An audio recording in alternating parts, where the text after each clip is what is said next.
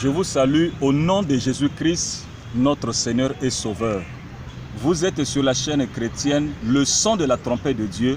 À la présentation, le pasteur Jean-Alphonse Tiba de l'église Le Son de la Trompette de Dieu. Bien-aimés, j'aimerais que nous puissions partager avec vous une portion des Écritures qui va nous aider à méditer, à réfléchir, à discerner par rapport au temps que nous sommes en train de traverser. Si vous avez vos Bibles dans les différents endroits que vous vous trouvez, prenez 1 Chronique chapitre 12, les versets 24 au verset 32. Nous constatons dans ce texte que Saoul venait de mourir et il était question que la volonté de Dieu s'accomplisse parce que David a été déjà oint, très jeune, et il a travaillé même dans le palais royal. Et la Bible montre comment est-ce que Saoul savait que ce n'était pas Jonathan, son fils, qui allait régner à sa place, bien qu'il voulait que Jonathan puisse régner, mais Dieu voulait que David puisse régner à la place de Saoul. Et Saoul avait déjà compris la volonté de Dieu et il ne voulait pas que David puisse régner à sa place.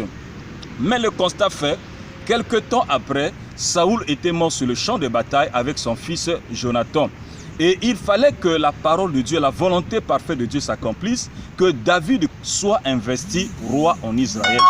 La Bible déclare, à partir des versets 24 jusqu'au verset 32, que les chefs des militaires, des soldats, sont venus à Hébron pour transférer la royauté à David. Nous voyons dans ce texte comment est-ce que l'armée de David est en train de s'agrandir. Alors, quelle est la partie qui retient mon attention et quelle est la partie que nous voulons nous focaliser dans ce texte? Nous constatons que chaque tribu était représentée par ses soldats et leurs chefs.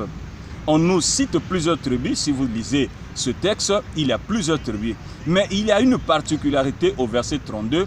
On nous dit que les fils d'Issachar, qui font partie de la tribu d'Israël, qui font partie des soldats qui étaient venus pour transférer la royauté à David, ils avaient une particularité, ils avaient la connaissance des temps.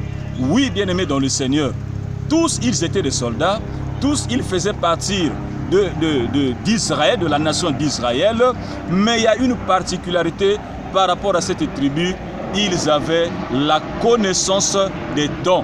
Oui, bien-aimés dans le Seigneur, nous aujourd'hui, Église, est-ce que nous avons la connaissance, le discernement des temps que nous sommes en train de traverser?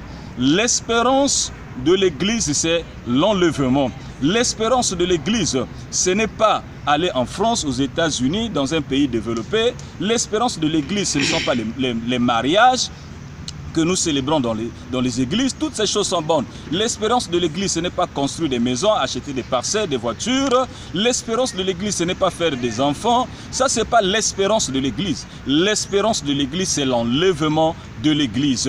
L'espérance de l'église, c'est le retour de Jésus-Christ. Bien que ce message est caché dans des tiroirs, dans des beaux bureaux des pasteurs, on ne prêche plus ce message parce que soi-disant les gens fuient l'église lorsqu'ils entendent ce message. Mais si toi tu es serviteur de l'Éternel, si tu es serviteur de Dieu, tu prêcheras ce message. Et je peux te dire, je peux le dire, toi chrétien qui m'écoute, si tu es dans une église où on ne te parle pas sur l'enlèvement de l'église, en détail, en long, en large, en profondeur, si on ne t'explique pas les choses qui appartiennent au royaume, les choses qui appartiennent à l'église, bien-aimé, sors de cette église. Si tu es dans une église où on n'envoie que les gens en France, aux États-Unis, où on ne parle que sur le mariage, on ne parle que sur les choses de la terre, oui mon frère, ma soeur, je le dis devant mon Dieu, sors de cette église parce que tous les signes se sont déjà accomplis. Jésus revient bientôt. Lisez Matthieu 24, lisez Matthieu 25 chez vous, lisez 1 Timothée chapitre 4 et descendez.